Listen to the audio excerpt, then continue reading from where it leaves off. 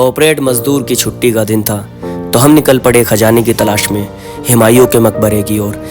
KGF की खानों से चुराया हुआ सोना यहीं पर छुपाया गया था, जिसमें 40, 35, 600 और 550 के सिक्के थे। लोग इसे स्कैन करके भी विड्रॉ करने की कोशिश कर रहे थे, लेकिन कामयाब नहीं हुए। लोगों की चेकिंग चल रही थी, कहीं ये बाहर से खजाना लाकर यहाँ पर छुपा तो नहीं रहे हैं। अगर ऐसा कर रहे हैं तो हम उसका सिक्योरिटी चार्ज लेंगे। इतने में एक खूंखार जानवर जो खजाने की रक्षा के लिए तैनात किया गया था, वो अंदर एंट्री कर चुका था। मैं वहाँ की भीड़ देखकर चौंक गया कि खजाने के बारे में इतने लोगों को कैसे पता है। आखिर कौन है जो बात लीक कर रहा है। फिर मैंने देखा कि विदेश से भी कुछ लोग आए हुए हैं। पहले ही विदेश को लूट कर चले गए थे, अब फिर से खजाना लूटने आ गए। तो मैं उनके पीछे पीछे चल दिया कि खजाने की तलाश करने में मुझे ज़्यादा मेहनत नहीं करनी पड़ेगी, ये खुद ही ढूंढेंगे, मैं इनसे छीन लूँगा।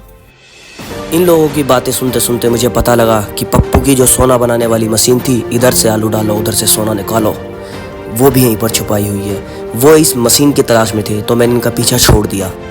इस खजाने की तलाश में दूसरे ग्रहों से 2 एलियन भी वहाँ पर आ चुके थे, लेकिन सोना तो मैं ही लेकर जाऊँगा।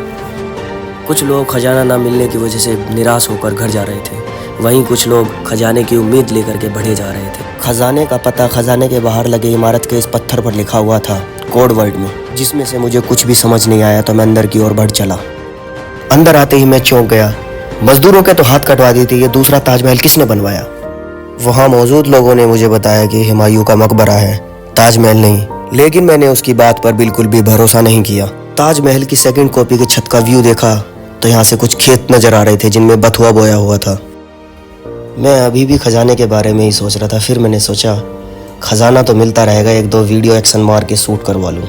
खजाना ढूंढते ढूंढते रात हो गई और मुझे कुछ भी नहीं मिला। तो मैंने खुद को मोटिवेट किया, छोड़ यार, फिर देखेंगे।